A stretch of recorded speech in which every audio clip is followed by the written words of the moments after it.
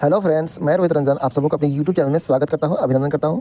मैं आशा करता हूं दोस्तों आप सब अच्छे होंगे, मस्त होंगे और अपने अपने एग्जाम की तैयारी में लगे होंगे, ठीक है।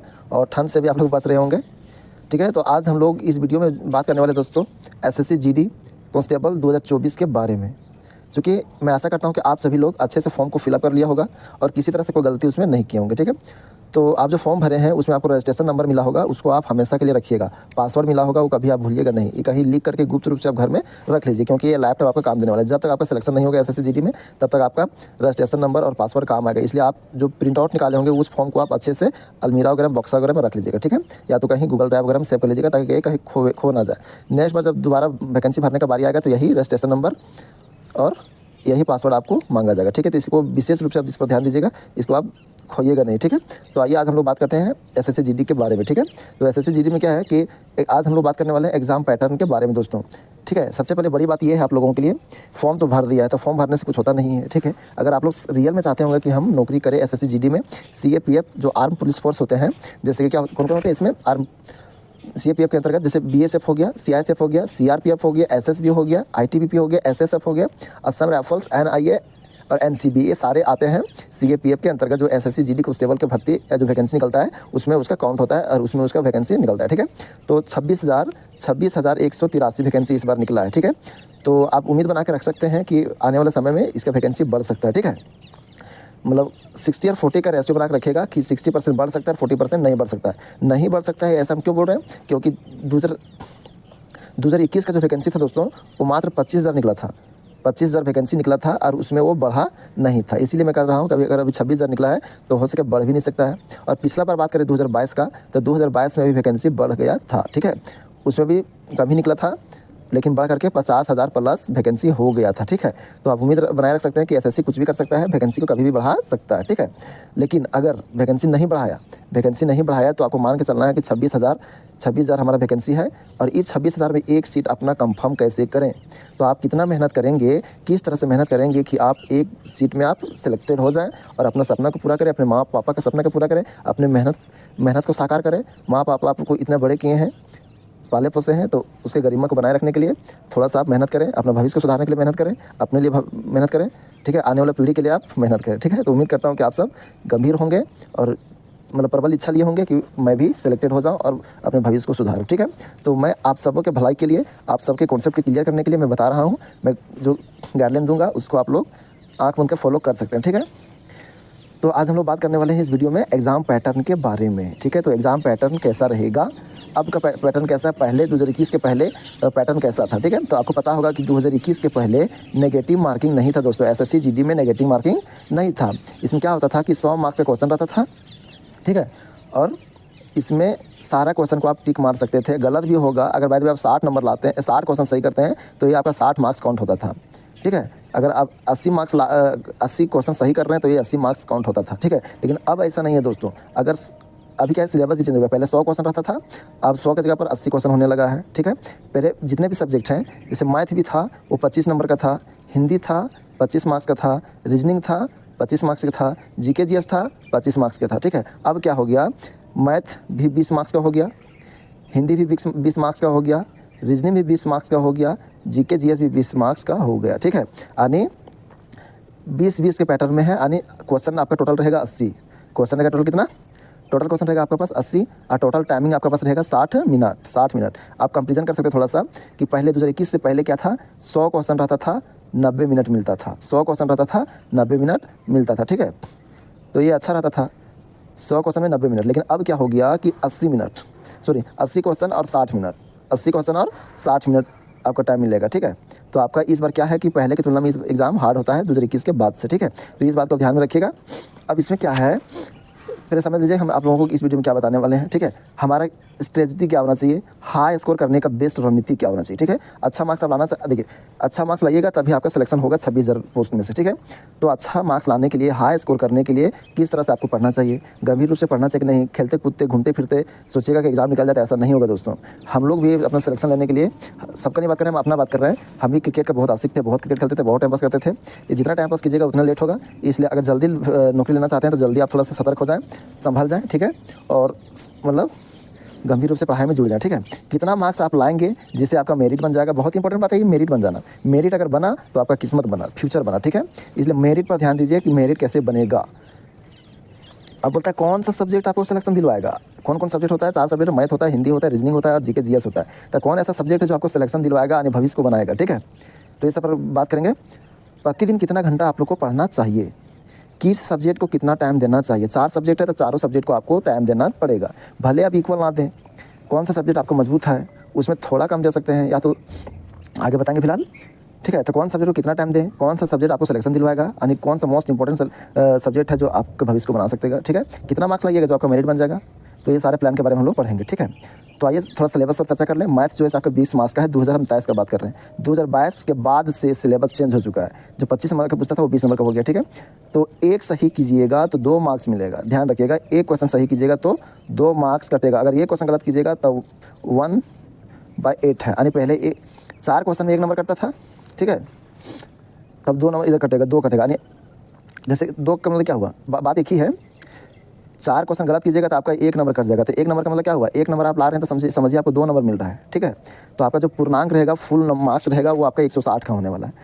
नंबर ऑफ क्वेश्चन कितना रहेगा, तो 80 नंबर ऑफ क्वेश्चन रहेगा, और इसको 2 से मल्टीप्लाई कीजिएगा तो 160 हो जाएगा, ठीक है। यानी टोटल आपका जो क्वेश्चन रहेगा वो 80 रहेगा, लेकिन एक क्वेश्चन सही कीजिएगा तो आपको 2 नंबर कटेगा, ठीक है।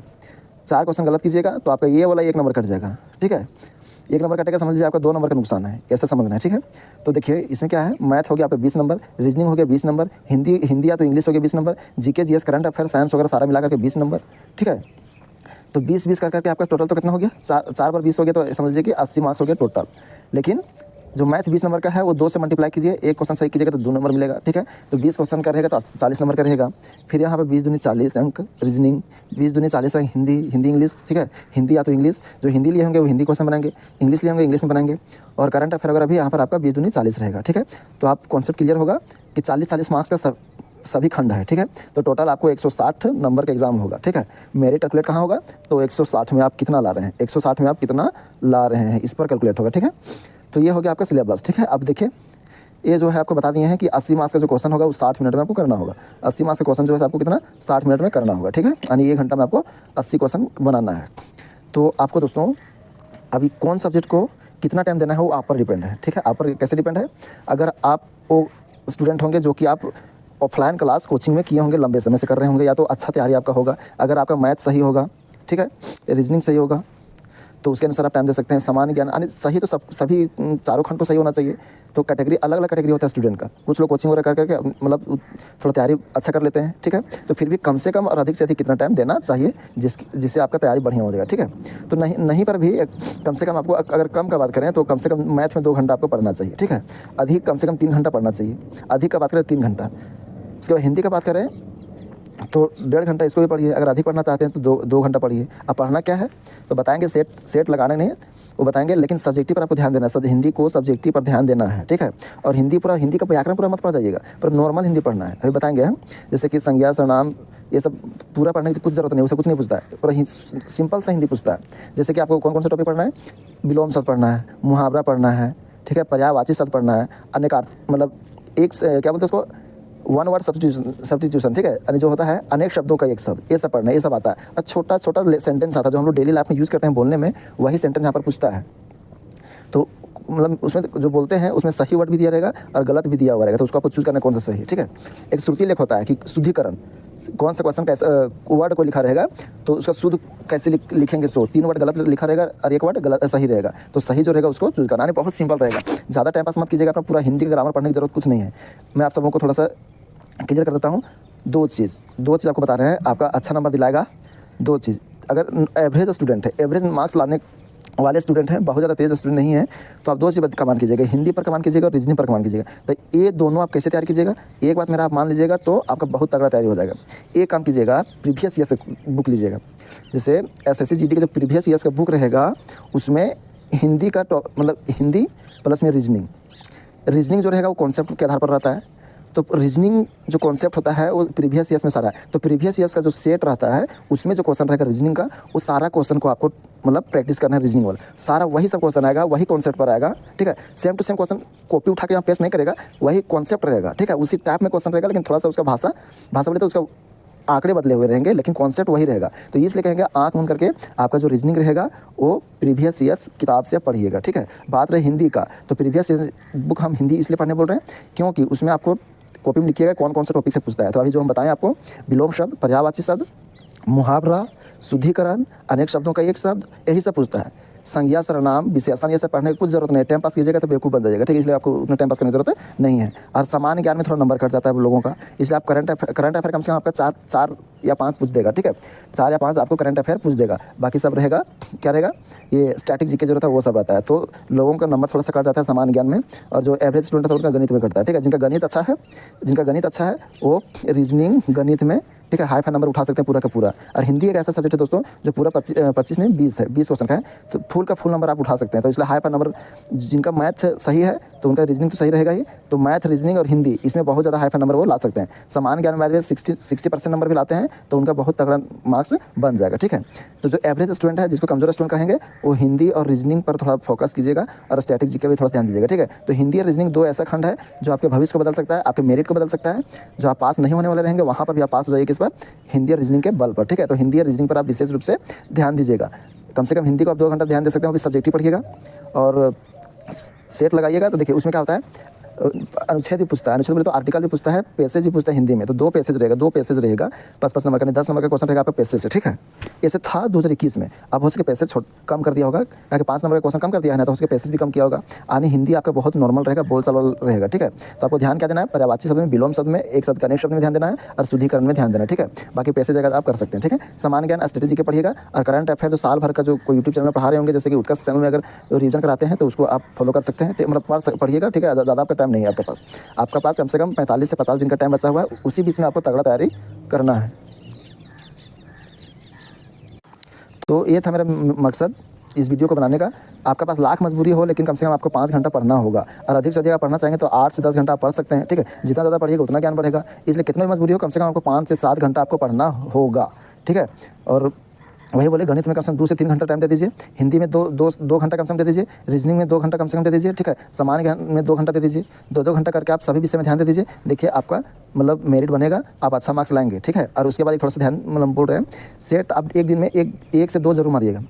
सब्जेक्टिव से पढ़िएगा जरूर, लेकिन सेट कम से कम अगर टाइम है तो 1 से 2 सेट जरूर मारिएगा, ठीक है, जिससे आपको पता चलेगा क्वेश्चन किस टाइप में है।